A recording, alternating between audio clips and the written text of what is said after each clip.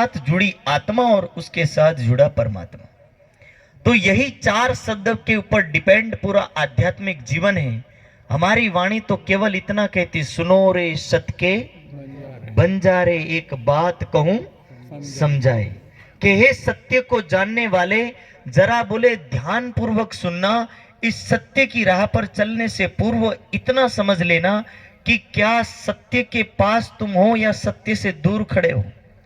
हमारा शरीर जिस राह पे चल रहा है, ये शरीर को मैंने पहले कई बार इस बात को भी समझाया है कि 5 तत्व से निर्मित शरीर 5 तत्वों में विलीन होता है। अंदर पड़ी आत्मा इससे भिन्न है। 5 तत्व से बना ये शरीर जब सबसे पहले प्राण को छोड़ता है और उसके अंदर से जब प्राण निकल जाते यानी वायु निकल जाती है, तो अंदर 4 तत्व बच जाते हैं। और 4 तत्व के बचने के बाद इसके पास जो रह जाता है वो केवल ना केवल जल तत्व और पृथ्वी तत्व। तो ये तत्व 2 बच जाते हैं, जिसको व्यक्ति शमशान घाट में जला आता है।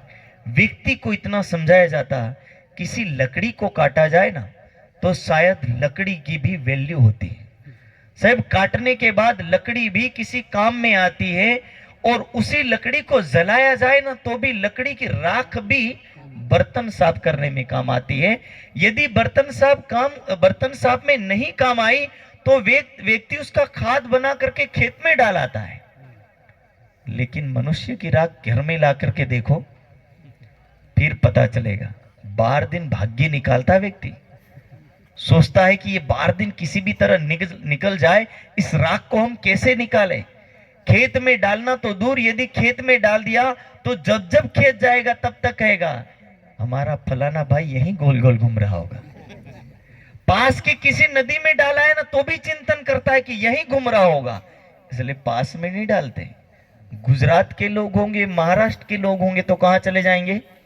उज्जैन तक। और उज्जैन के उधर वाले कहां जाते हैं? वाराणसी जाते हैं। ठीक है, कोई प्रयाग जाता है, ठीक है, कोई भैरव पहाड़ जाता है। इतने तक, यहां तक भी सेट नहीं हुआ तो उससे भी आगे जाते हैं, सुमेरु पर्वत तक जाते हैं। और यहां तक जाकर के व्यक्ति यही सोचता है कि इस राख को हम वहां तक ले जाते हैं। अरे भला मानस, आत्मा निकल गई है। आत्मा और राख का कोसों दूर तक कोई संबंध नहीं। आत्मा अलग है, राख अलग है। आत्मा सूक्ष्म है और राख स्थूल है। आत्मा राख में नहीं बैठ सकती क्योंकि वो जड़ है और वो चेतन है। इन दोनों का मार्ग अलग है। लेकिन मनुष्य के अंदर ये बात पड़ी हुई कि नहीं, हमें यहां ही फिट बिठाना है।